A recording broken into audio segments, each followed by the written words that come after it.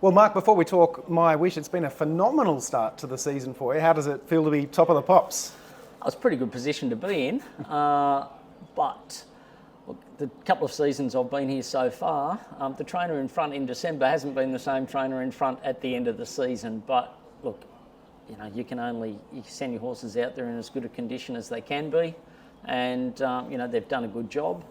Some of them have reached their mark now, so we're going to have to rely on the next group coming through. It's got some younger horses trialling in the last few weeks that look promising, so they should carry us through to the end of the season. What does Mark Newnham as a trainer in season 3 know that Mark Newnham as a trainer in season 1 didn't? It's hard to win here. And you learn some tough lessons early on. Yeah. The fields are very evenly graded. The rating system keeps it very tight. So, your tactics are vital. You make a mistake, whether I make a mistake preparing the horse, jockey makes a mistake, you don't even run a place. So, especially from wide gates at Happy Valley, more so than Sha Tin, but if you don't get your tactics right, you're out of play. Yeah, right. Well, let's talk My Wish on Sunday. Your first HKIR contender. Started the season with a bang, winning the Celebration Cup, winning the Sha Tin Trophy. What were the excuses last out in the Jockey Club Mile?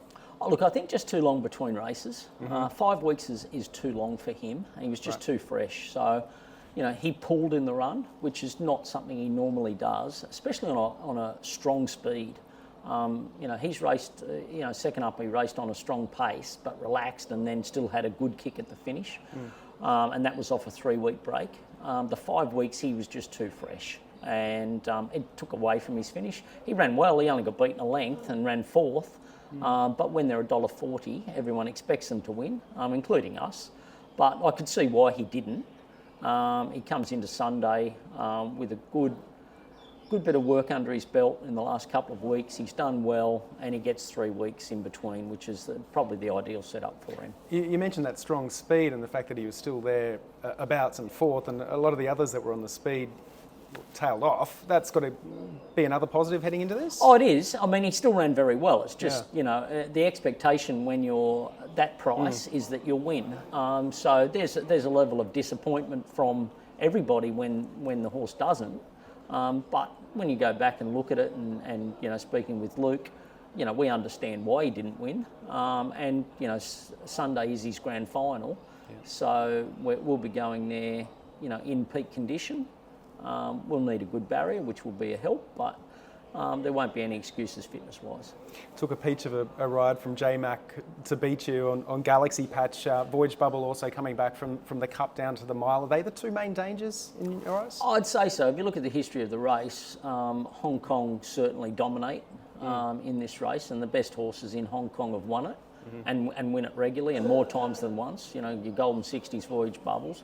I'd say Voyage Bubble's the horse to beat. He's got proven form at this level, at this distance. I think the setup 2,000 back to a mile, third up's probably ideal for him.